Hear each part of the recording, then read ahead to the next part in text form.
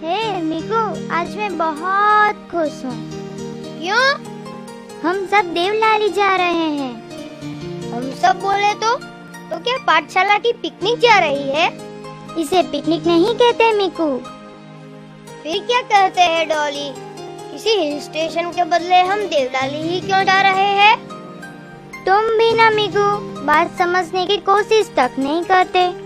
Sorry Dolly. अच्छा कहो ना, क्या कह रही थी तुम पिकनिक के बारे में? मैं कुछ नहीं कहूँगी, ये देखो।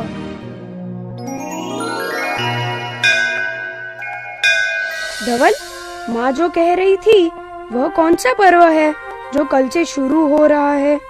श्रुत पंचमी।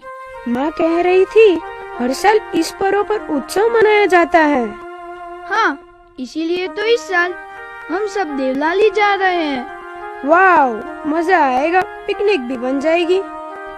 इसे पिकनिक नहीं कहते भव्य, इससे तो हमें सच्चे ज्ञान की प्राप्ति होगी। पर देवलाली ही क्यों जाना है? वहाँ श्रुत पंचमी के अवसर पर कुंद आचार्य की प्रतिमा की स्थापना होगी और उसी निमित्त से पंच परमागम ग्रंथों का जुलूस निकाला जाएगा। ये कुंद आचार्य कौन थे? उन्होंने पंच परमागम जैसे महान ग्रंथों की रचना की है। पर उन्होंने कैसे इतने महान ग्रंथों की रचना की? वह विदेश क्षेत्र गए थे ना, वहाँ वो सिमंदर भगवान के समूह शरण में जाकर आए और फिर भरत क्षेत्र की वापसी के बाद इन महान ग्रंथों की रचना की। यह विदेह क्षेत्र कौन सा शहर है? नहीं, ये शहर नहीं है, जम्बूद्वीप के क्षेत्रों में से ही एक क्षेत्र है। जैसा अपना भरत क्षेत्र है वैसा ही विदेह क्षेत्र है। विदेह क्षेत्र में हर समय 20 तीर्थंकर विराजमान रहते हैं।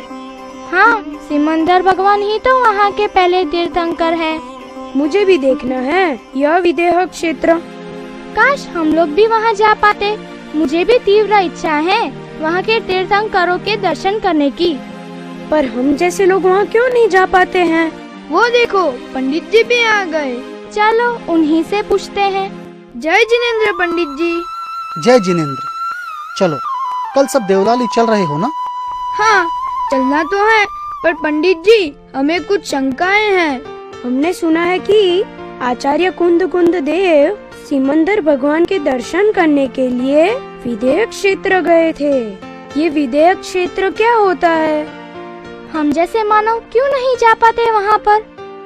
तो सुनो, ढाई द्वीप में अनेक द्वीप और समुद्र हैं। उन्हीं द्वीपों और समुद्र में से एक जम्बूद्वीप है। जम्बूद्वीप में 7 क्षेत्र होते हैं, जैसे भरत, हेमवत, हरि, विदेह, रम्यक, हिरण्यवत, ऐरावत। सिमंदर भगवान कौन से क्षेत्र में रहते हैं? जम्बूद्वीप का जो बीच वाला हिस्सा विदेह क्षेत्र है वही सिमंदर भगवान है। और हम कहाँ रहते हैं? भरत क्षेत्र में। विदेह क्षेत्र के बारे में हमें बताइए ना पंडित जी। जम्बूद्वीप के बीच में पूर्व विदेह क्षेत्र और पश्चिम विदेह क्षेत्र, ऐसे 2 भाग होते हैं। पूर्व विदेह में 16 विदेह नगरी और पश्चिम विदेह में 16 विदेह नगरी होती है। इन दोनों के बीच में मध्य विदेह क्षेत्र है। मध्य विदेह क्षेत्र के बीचों बीच एक नाभि के समान सुदर्शन मेरु पर्वत है। इस सुदर्शन मेरु पर 4 वन होते हैं, भद्रशाल वन, नंदन वन, सोमनस वन, पांडुक वन। चारों वनों में चारों दिशाओं में एक एक अकृत्रिम चैत्यालय विद्यमान है। इसके ठीक मध्य में 40 योजन ऊंची मेरु पर्वत की चूलिका स्थित है। जम्बूद्वीप के विदेह नगरियों में 4 तीर्थंकरों का सद्भाव है। उसी प्रकार धातकी खंड में 8 तीर्थंकर मौजूद हैं और 8 तीर्थंकरों का सद्भाव पुष्करार्ध में है। इसी तरह ढाई द्वीप में कुल 20 तीर्थंकर हमेशा विराजमान रहते हैं। हम जैसे मानव क्यों नहीं जा पाते वहाँ पर? हम लोगों में विदेह क्षेत्र में जाने की सामर्थ्य नहीं है, क्योंकि भरत क्षेत्र और विदेह क्षेत्र के बीच बीच में बहुत बड़े बड़े पर्वत और विशाल नदियां आती हैं और उनको अभी वर्तमान में उपलब्ध साधनों के माध्यम से पार किया जाना संभव नहीं है। आचार्य कुंद को भी उनके पूर्वाभाव के मित्र देव के माध्यम से विदेह क्षेत्र ले जाया गया था। मुझे तो लग रहा है कि मैं उड़ के जाऊं विदेह क्षेत्र में और वहाँ के तीर्थंकर भगवान के दर्शन कराऊं। पर अब हम विदेश क्षेत्र तो नहीं जा सकते। महान कुंद आचार्य देव की प्रतिमा की स्थापना के लिए और उनके दर्शन के लिए तो जरूर जाएंगे। केवल दर्शन के लिए ही नहीं, उन्होंने बताए हुए मार्ग पर भी चलेंगे। अरे मिकू, वहाँ कितने झगड़े, मार पिटाई हो रही है। मार पिटाई क्यों कर रहे हैं वो?